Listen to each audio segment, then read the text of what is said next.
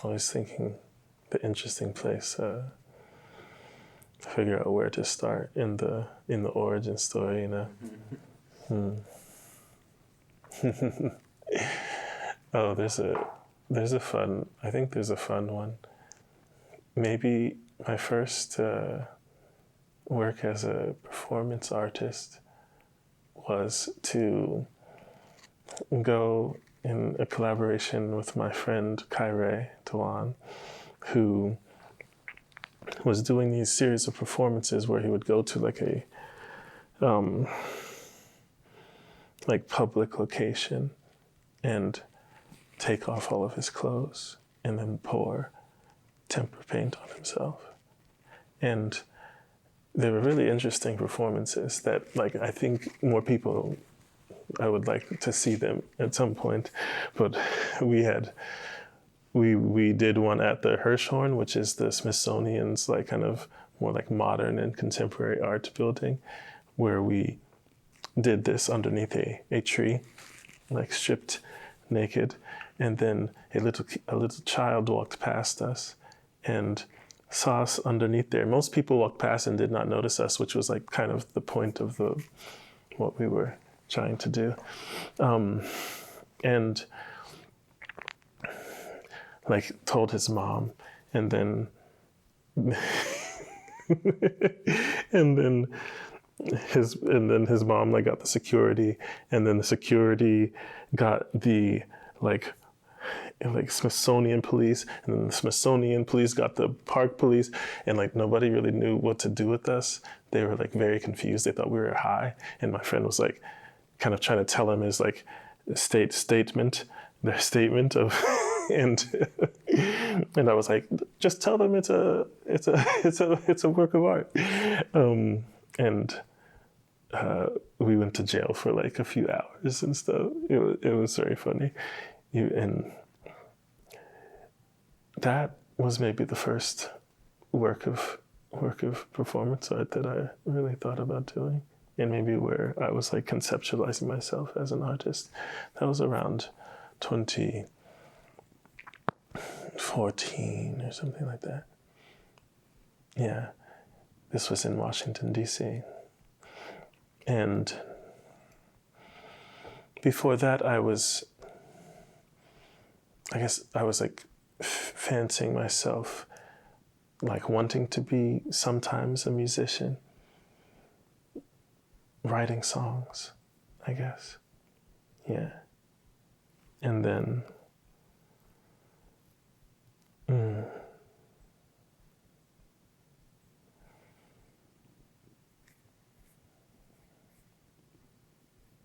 what was next?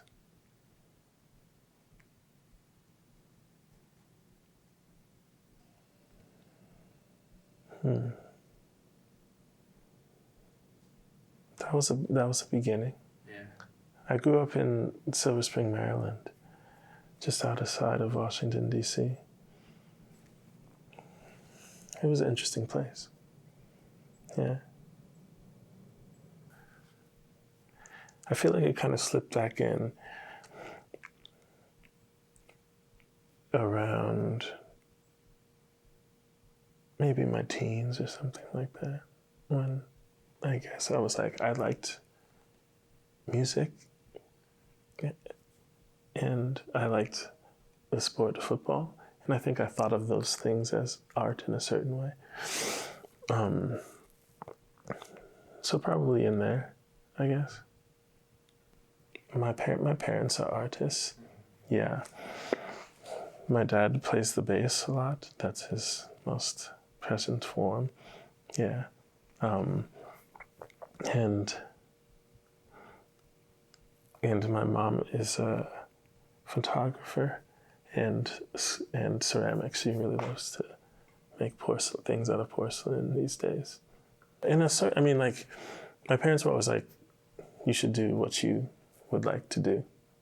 And for a long period of that time, I was like, I want to play football, soccer. And so I was doing that for a lot of time. And I was like also playing music too. And they always encouraged me to do those things. Yeah. But I think like I like came to know myself as an artist or like as I would say that versus like any other thing, or like that as like kind of a primary like recognition. Yeah.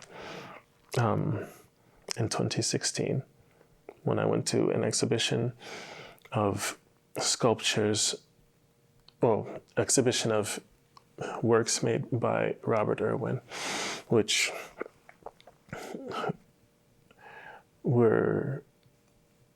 was kind of like followed this set of questions that basically landed at like, or started at maybe like, can I make a painting that doesn't have a foreground or a background, to, actually like everything that is happening is here now in space. And that is the moment that is the art always, right? And that's when I realized, I was like, oh yeah, that thing, that makes sense. I guess I'm one of those people. You can do that and be an artist, just like have these questions and start from there and like turn that into kind of materialize these questions, and explorations. There was a period of time where I was like kind of amassing, like initially I was like playing the guitar a little bit and like trying to write songs, and sometimes playing with my friends and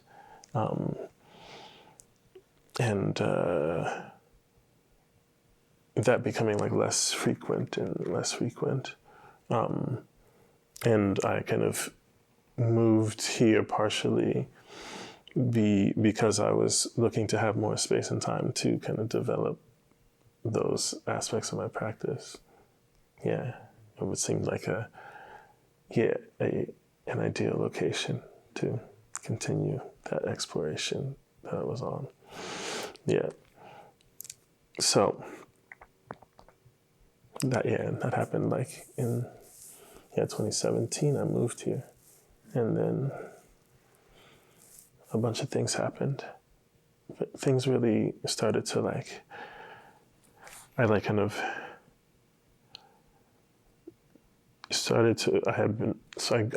grew up playing the saxophone, and I did that for a while, and then I stopped around my junior year of high school, and then I started again in like maybe 10 years later or something, like picked it up again or something like that.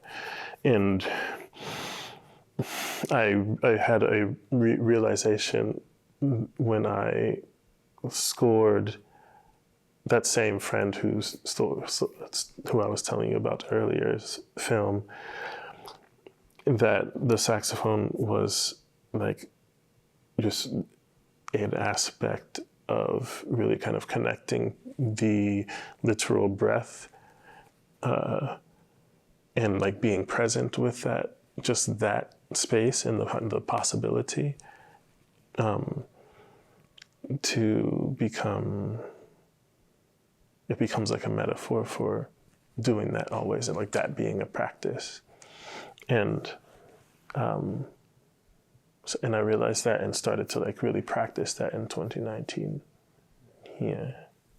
Which was like me and friends getting together often, just playing, just letting that happen in this like warehouse at the like place that I worked at, which was a coffee company.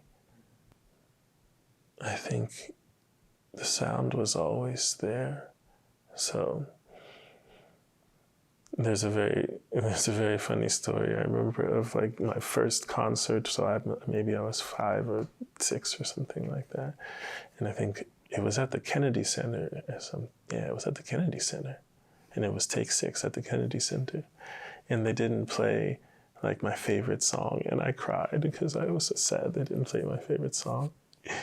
I think that was probably a nice memory of like kind of recognition of like the love that I had for art in like as a youth, I guess, if I were to looking back, you know.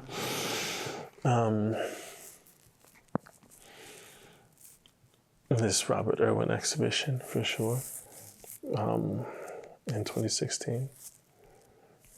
This Ragnar Kjartansson exhibition. This Jacob Lawrence exhibition as well in maybe 2014.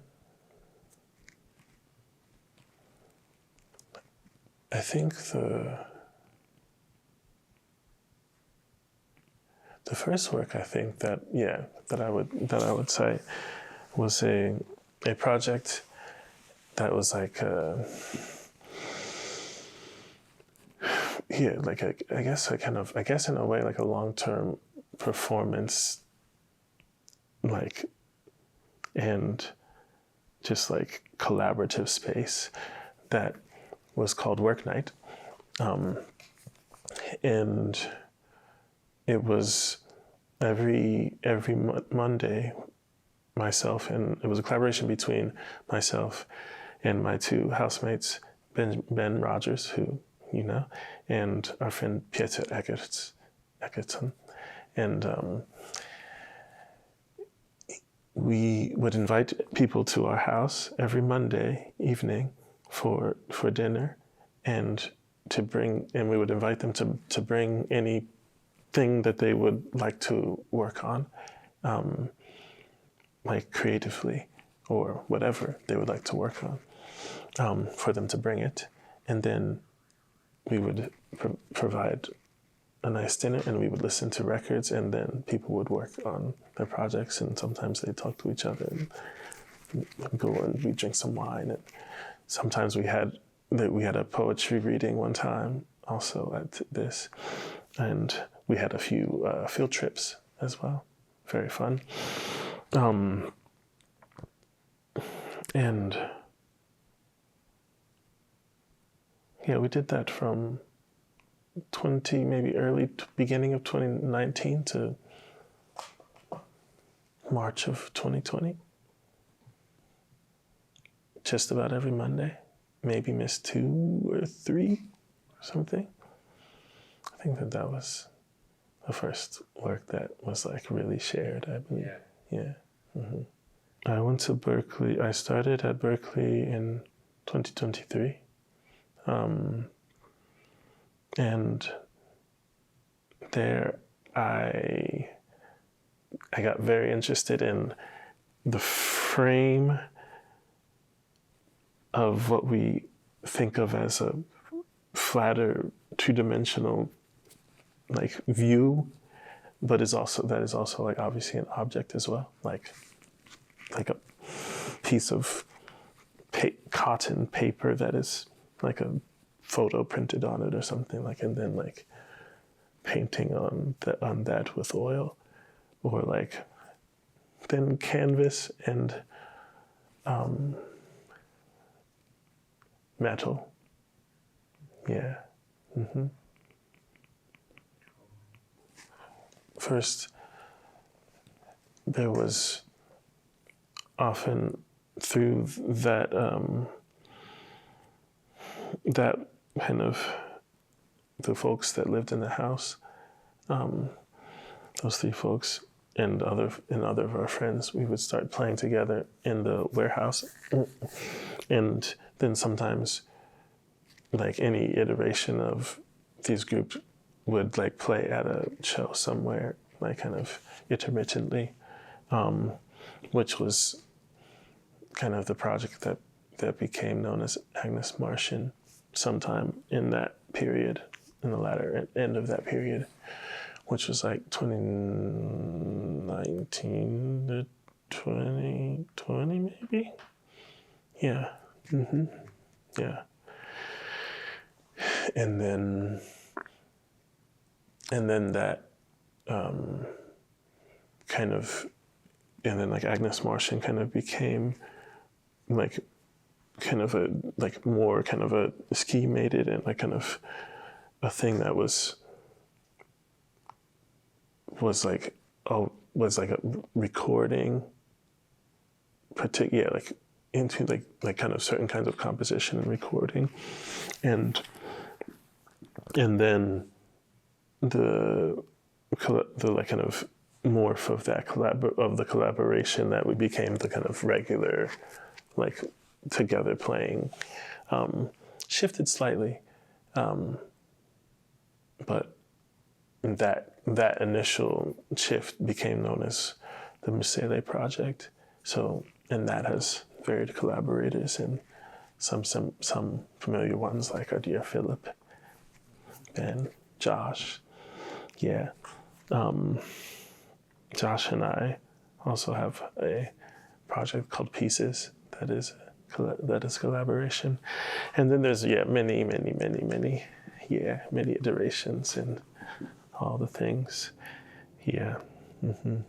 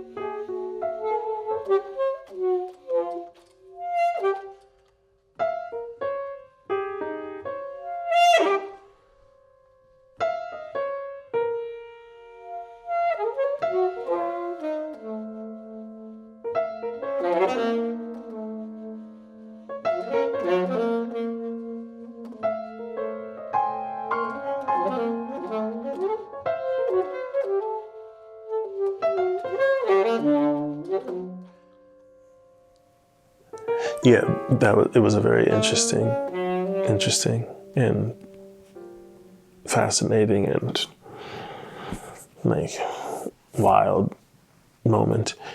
And we had been doing this work night project, which was this kind of very important kind of like being in community together in practice of doing the thing that maybe you said you're trying to do, or that you're trying to do, right? Particularly around your kind of prioritizing your creative process and what it can do to kind of to enjoy your life, right? So that kind of just stopped, and then after a few months, myself and my friend Joshua Wismans. And we had been talking about this video, or we had been talking about sound and the shruti and the drone and the space, and looking at this video of Pharoah Sanders playing in the Hawks Hill Tunnel up in the Marin Headlands back. That is a video, and then there's another person whose name I do not recall, who is playing the harmonium, and it's very beautiful. And I don't know if you've seen this before, but if you haven't, we'll make sure that this happens. And yeah, it's very beautiful. And so we were talking about getting together and making those kinds of sounds. My friend Justin Clark and I were sharing this studio, so we got to we're together, so we got together at this studio, and then we just made sounds, whatever, and I think we recorded it as well, and we just did this, and then in between ate food and just chatted, and then went back to doing this, and it felt like you were in the kind of late night in the party, it's 3 a.m. shit, but it's 7 p.m. Then it's 9 p.m. Then it's 11 p.m. Then maybe it's even 2. You're still kind of in that zone, just deep in it.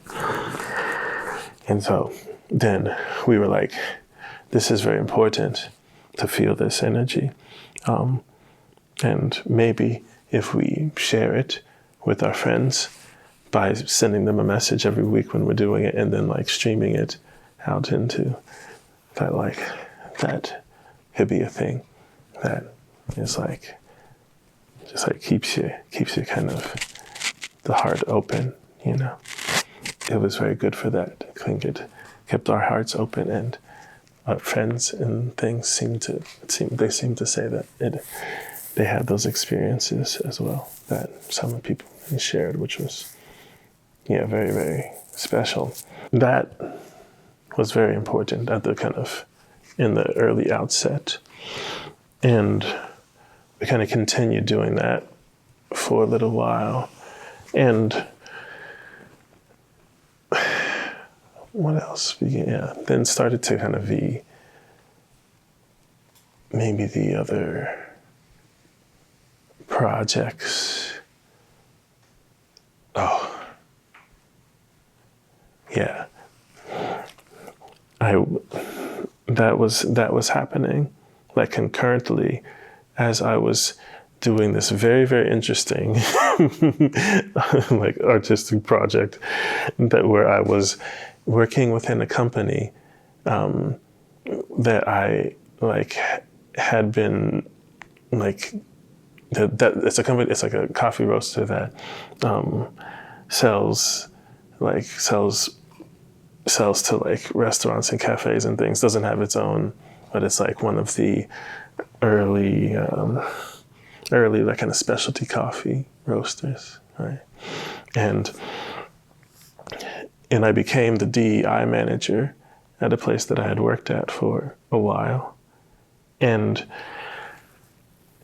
so I was doing a very interesting study of the intensity of the disassociation of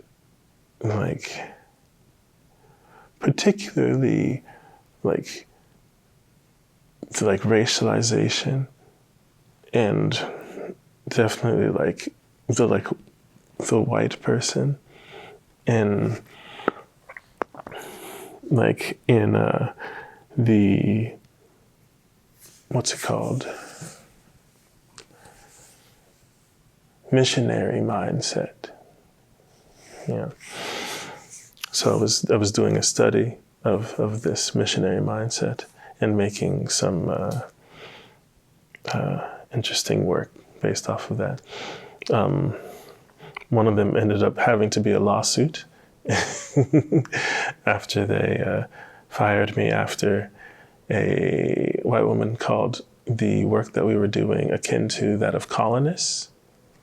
And I was like, that's the line, right? And they were like, no, that's not the line. I was like, oh, okay. I guess we're gonna have to go.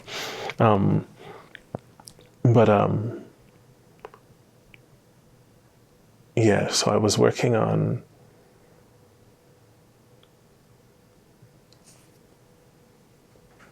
that, which turned into a few things. Some of them are sound recordings where I played the saxophone and made loops, and then responded to that, and then read some Cento poetry, and the poetry was lifted from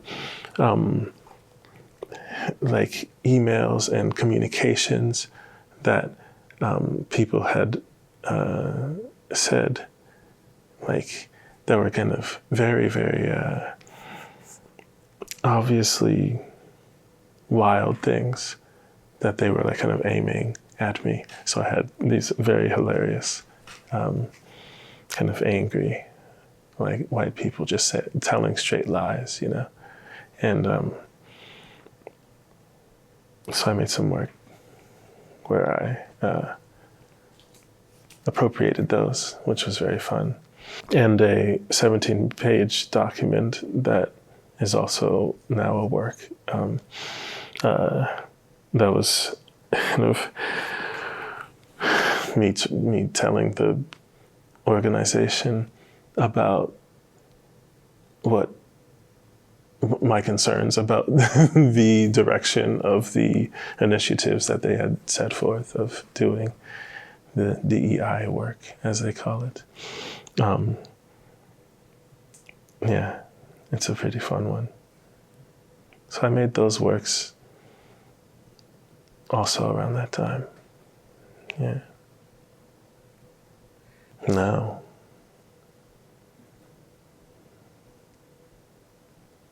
many things.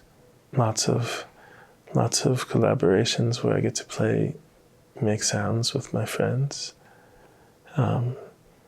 which are very wonderful to do. Mm-hmm. Yeah, oftentimes, many of them have been more recently in like organizations and institutions that have been around for a little bit, that feel very nice to be a part of the kind of lineage and kind of dialogue with many folks you respect, you know.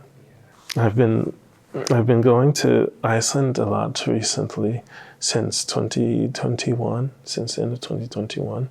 And I feel like that's a place that I've like maybe been to the most, that's like the most like outside of, or like maybe the most time, spend the most time in probably, in these periods over the last few years. And recently I was there for 6 weeks, which was very lovely. I have my dear friend Peter Egerton, who I had mentioned I lived with in Oakland, lives there, and it was how I came to kind of go visit him. And then I met a person who, and many other people, but definitely one person who I like became very close with, and her name is Asílo, and she lives there and is from there, and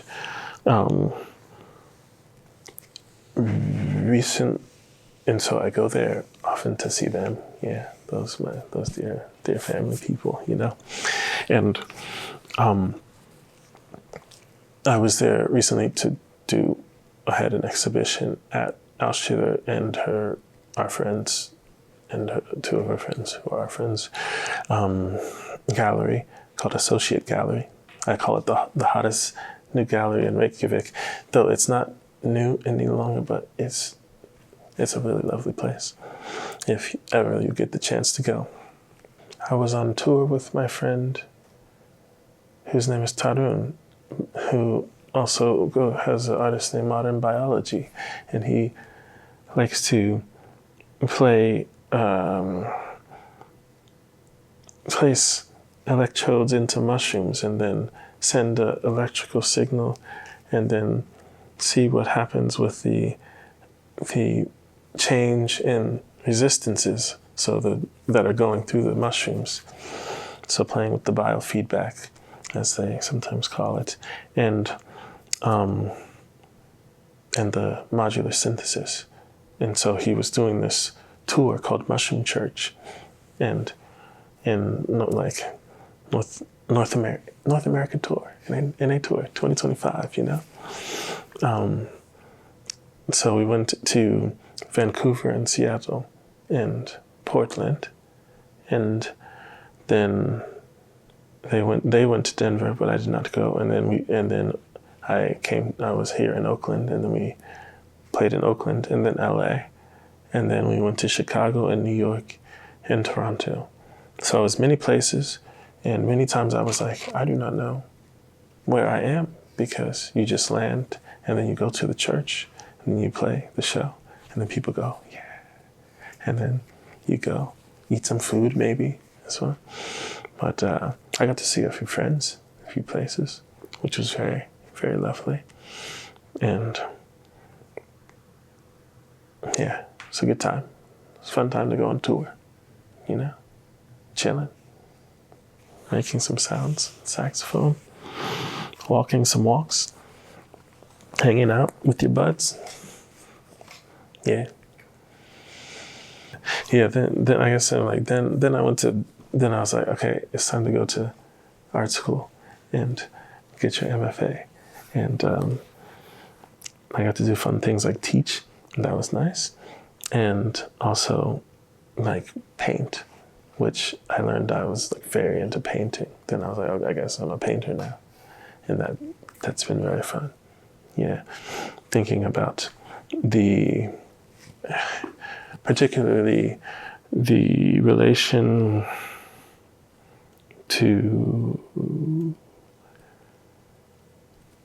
of sound to the kind of wave, the spectrums along of the wavelengths of sound in the visual spectrum and their relationships to each other. These are the things that I became very interested in also during this period of time. Mm-hmm. And I started making paintings and playing with imageries and objects during that period. Yeah. Also turnbuckles. Check them out, turnbuckles.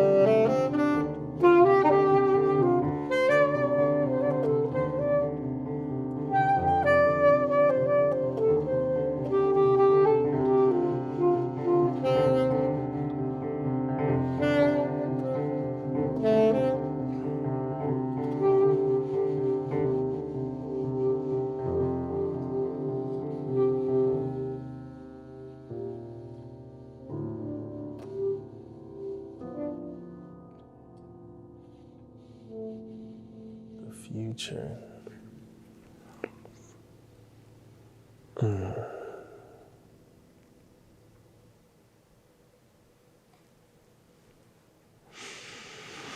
It's very funny because there's, I think, like,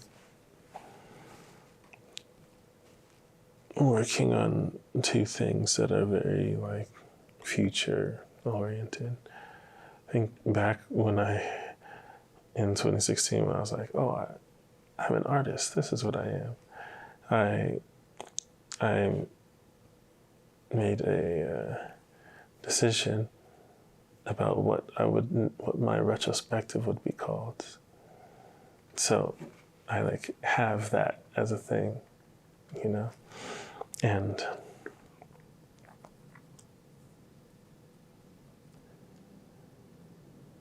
And currently I'm, I guess, like,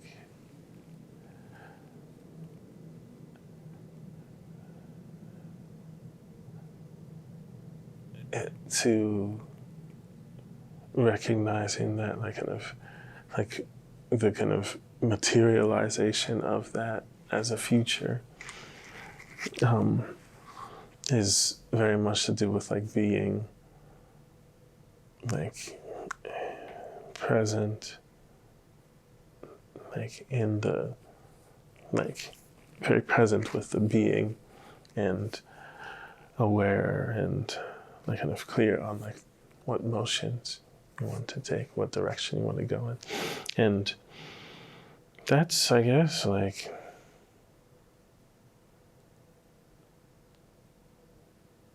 continuing to expanding the resources of the, like, kind of in, like, sustainable and abundant, like, resource of mind, body, space, love, care, all those things. And continuing to support the expansion of anybody who would like to be in that dialogue and within reach of publication, like, event, dinner, conversation. All of the kind of forms of communication, those that are, like, very particularly deemed as like, art, and those that are often not, but are also always as well. So, more of that.